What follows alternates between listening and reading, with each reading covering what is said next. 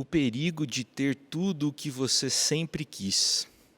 É sobre isso que eu quero conversar com você nesse momento, nessa nossa segunda conversa sobre o tema deuses falsos. Muitas pessoas passam a vida toda tentando transformar seus sonhos em realidade. É bom, é lícito, é correto, é saudável perseguir os sonhos. Todavia, às vezes, concretizar um desejo, concretizar um sonho, pode ser a pior coisa que pode nos acontecer. Escrevendo aos Romanos, Paulo, apóstolo, escreveu que uma das piores coisas que Deus pode fazer às pessoas é entregá-las ao desejo ardente de seus próprios corações. É disso que se trata Romanos capítulo 1, versículo 24. Por quê? O maior castigo de Deus pode ser permitir a alguém realizar ou concretizar seu maior sonho? E a resposta é a seguinte: porque nosso coração facilmente converte desejos em ídolos.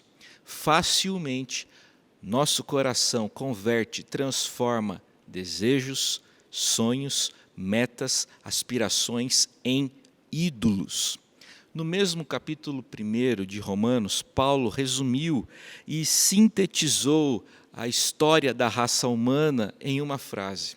Romanos 1, 25, adorando e servindo a criatura em lugar do Criador. Depois do pecado, homem e mulher servem a criatura em vez do Criador. Temos essa tendência de servirmos as coisas criadas em detrimento do Criador. Fomos criados à imagem e semelhança de Deus e fomos criados por Deus para adorar. Faz parte da constituição humana o culto, a devoção. A verdade inegável é que todo ser humano precisa viver em torno de algo que possa cativar sua imaginação e produzir e sustentar algum tipo de esperança. Agora, se nós nos voltamos para a criatura em detrimento do Criador, que é Deus, o Todo-Poderoso, o sentido e a alegria e a esperança que só Deus pode dar não serão uma realidade em nossas vidas e o nosso coração seguramente e fatalmente se partirá. Alguém já afirmou de forma muito correta que um dos principais temas da Bíblia é a rejeição da idolatria. A Bíblia possui várias histórias retratando as inúmeras formas de adoração a ídolos. Todas essas diversas histórias possuem um mesmo denominador comum. A idolatria possui um efeito completamente prejudicial e devastador. Gostaria de conversar com você hoje, ainda que brevemente, a respeito de como Deus tratou Abraão no que diz respeito à idolatria. Quero tratar com você a respeito do tratamento de Deus com seu servo Abraão no que diz respeito à idolatria. Como a esmagadora maioria dos homens de seu tempo, Abraão sonhava com um filho, com um herdeiro, que desse continuidade ao seu nome e à sua própria história. E olha, demorou muito para Abraão ter um filho. Quando Isaque, o filho da promessa, nasceu, Abraão se sentiu realizado. E foi justamente nesse momento de conforto, de realização, que Deus pediu para que Abraão abrisse mão de tudo. Isso mesmo, Deus pediu para que Abraão abrisse mão de tudo. A Bíblia afirma que Deus apareceu para Abraão e lhe prometeu duas coisas especiais: terra e descendência. Toda a história da vocação de Abraão gira em torno desses dois temas: promessa de terra, promessa de descendência. Só que para tudo isso acontecer, Abraão tinha de ir. Para as promessas de Deus se cumprirem na vida de Abraão, Abraão precisava se movimentar precisava obedecer, Abraão precisava ir. Na época do chamado de Abraão, floresciam as cidades. As pessoas estavam abandonando o nomadismo como estilo de vida. Contudo, Abraão é chamado para viver uma contracultura. Enquanto a turma vai para a cidade, enquanto as pessoas se aglomeram nas cidades, Abraão é chamado para o deserto. Acompanhe comigo a leitura do texto bíblico que vai aparecer para você. Gênesis 12:1. Sai da tua terra, da tua parentela e da casa de teu pai e vai para a terra que te mostrarei. Abraão precisa deixar tudo que lhe era familiar, seus amigos, seus parentes. Ele deveria ir para o deserto sem conhecer o seu destino. A Bíblia diz que Abraão teve fé, teve confiança para partir sem saber o lugar aonde chegaria. Para Abraão, bastou a promessa de Deus que ele teria, sim, um destino certo. Homem de fé. Apesar de o chamado de Deus exigir que Abraão abandonasse muitas coisas, esse chamado especial conferiu para Abraão uma esperança, a esperança de ser pai, visto que a promessa envolvia descendência. Para se ter descendência, é preciso ter filho. Sara, a esposa biológica de Abraão, sempre foi incapaz de conceber. Contudo, Deus lhe prometeu um filho e e Abraão tem a certeza de que Deus haverá de cumprir a sua promessa. O tempo passou.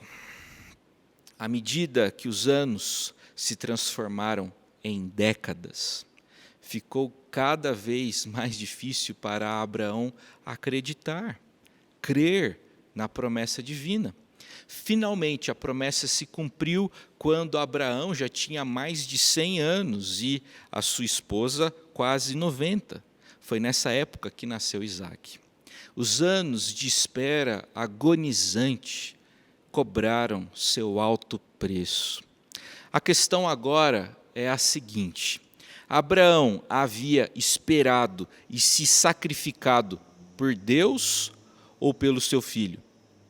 Abraão tinha vivido tudo isso, se sacrificado e esperado, motivado pelo quê? Por Deus ou pelo filho? A quem Abraão entregou seu coração em última análise? Para Deus ou para o menino? Muitos casais que sofrem com a infertilidade acreditam que ter um filho resolveria todos os seus problemas, mas esse não é o caso. Depois que Isaque nasceu, Abraão recebeu um segundo chamado, bastante surpreendente e infrequente. Gênesis 22, verso 2. Acompanhe a leitura do texto que vai aparecer para você agora. Toma teu filho, a quem amas, e vai-te à terra de Moriá. Oferece-o ali em holocausto sobre um dos montes que eu te mostrarei. A paixão de Abraão pelo filho se converteu em adoração. O amor legítimo de Abraão pelo filho se transformou, evoluiu para algo ilegítimo, ilícito. Evoluiu para a adoração. Antes, o significado da vida de Abraão dependia da palavra de Deus. Agora, parece estar dependendo da felicidade e do bem-estar de seu filho Isaque. O Deus que deu Isaque para Abraão, agora pede para que Abraão dê Isaque para ele. Deus exige que Abraão seja, ou melhor dizendo, Deus exige que Abraão ofereça Isaque em holocausto. Holocausto é aquela modalidade de sacrifício onde a vítima, onde a oferta é completamente queimada. É isso que Deus pede para Abraão. Abraão tinha a certeza de que Deus era justo, a certeza de que Deus era santo. Abraão tinha a certeza de que Deus era gracioso. Contudo, apesar de suas certezas, Abraão não compreendia o que tudo aquilo significava. O que se sabe é que Abraão resolveu responder com fé e obediência. Sobre obediência, o teólogo Dietrich Bonhoeffer, no livro clássico Discipulado, afirmou o seguinte: só o que crê é obediente, e só o obediente é que crê. Existe relação estreita, íntima, entre obediência e fé. Abraão partiu para Moriá. Seu filho já era moço. Seu filho o acompanhou. Acredito que foi uma viagem muito longa, uma viagem com poucas palavras e uma viagem com muita reflexão e introspecção. Abraão, o homem que viveu significativa parte de sua vida motivado por chegar ao destino, por alcançar o destino designado por Deus, agora teme alcançá-lo.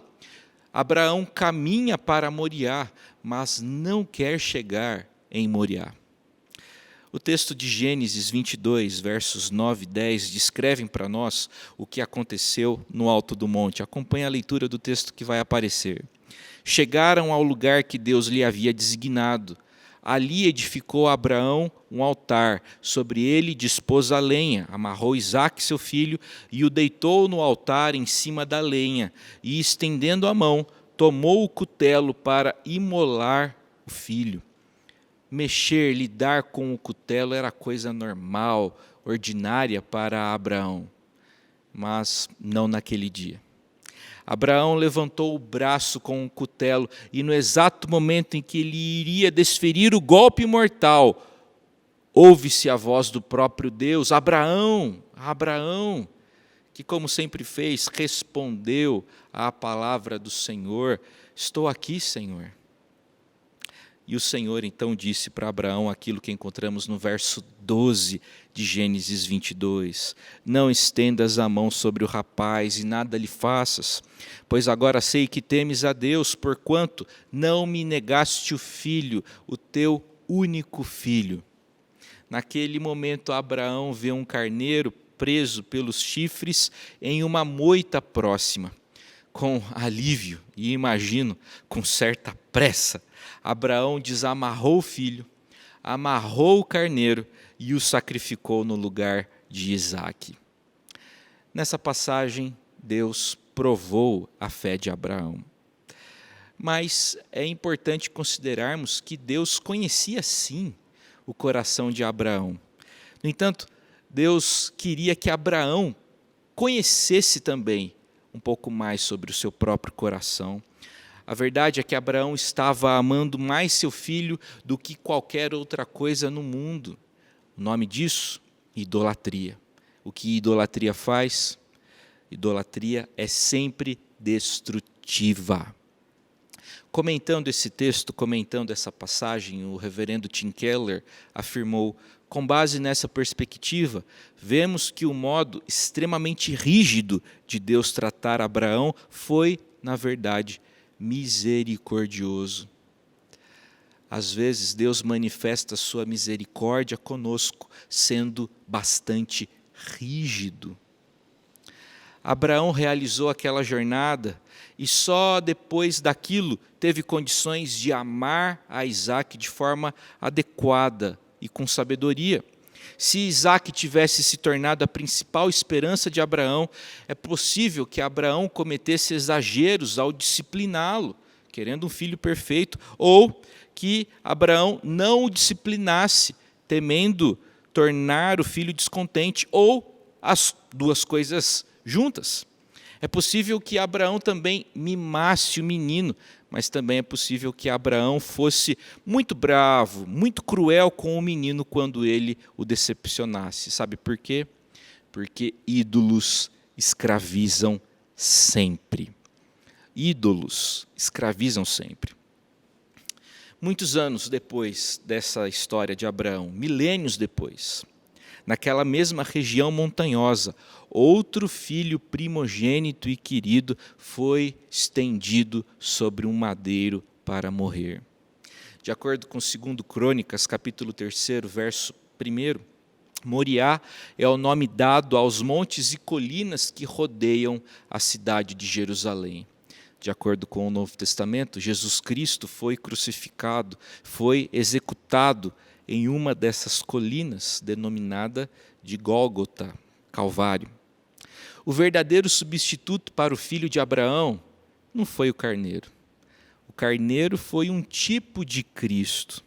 O verdadeiro substituto para o filho de Abraão foi Jesus Cristo, que morreu vicariamente para salvar os pecadores dos seus pecados. Quero lembrá-lo e participá-lo da declaração fantástica, bonita de Pedro em sua primeira epístola. 1 Pedro, capítulo 3, verso 18, diz, acompanhe a leitura do texto que vai aparecer para você. Pois também Cristo morreu uma única vez pelos pecados, o justo pelos injustos, para conduzir-vos a Deus, morto sim na carne, mas vivificado no Espírito. Quero concluir essa reflexão convidando você para pensar nas suas desilusões. Pense nas suas desilusões. Pense nas suas decepções. Pense nos seus fracassos. Pense nos seus muitos problemas. Pense no que te frustrou. Pense no que te frustra. Se você observar tudo isso bem atentamente, bem de perto, você verá vários Isaques. Os períodos mais difíceis, mais amargos, mais complexos em nossa jornada são aqueles em que nossos Isaques, isto é, nossos ídolos, estão sendo ameaçados ou removidos.